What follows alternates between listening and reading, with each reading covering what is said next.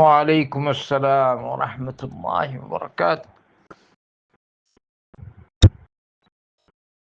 জি, কুরবানি যে ৩ ভাগে মানে ৩ ভাগ করতে হবে কুরবানির গোশত, এর কোনো দলিল নেই।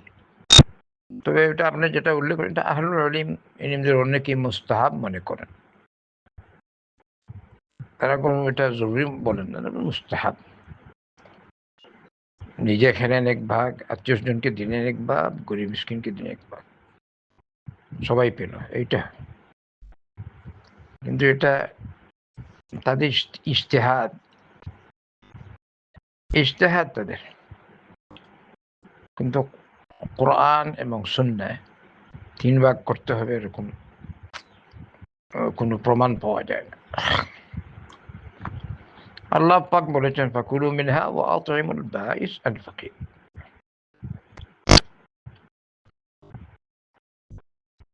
নিজে খাও আর গরিব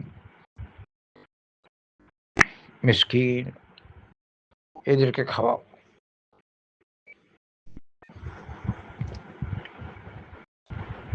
তো এটা আসল, গরিব মিসকিনকে খাওয়ানো।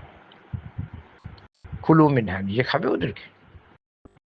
এবারে তো অটোমেটিকলি ওই যে আহলুল ইলম যেটা বলছেন, অটোমেটিক মানুষ তো এমনিই তো আত্মীয় স্বজনকে দেয়, নিজের প্রতিবেশীকে দেয়, এই গরিব হোক বা ধনী হোক।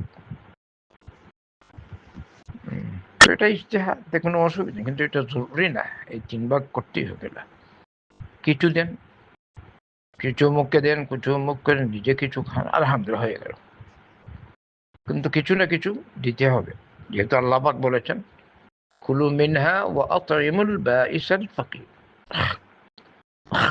নিজে খাও আর গরিব অসহায়দেরকে খাওয়াও। আল্লাহু আ'লাম।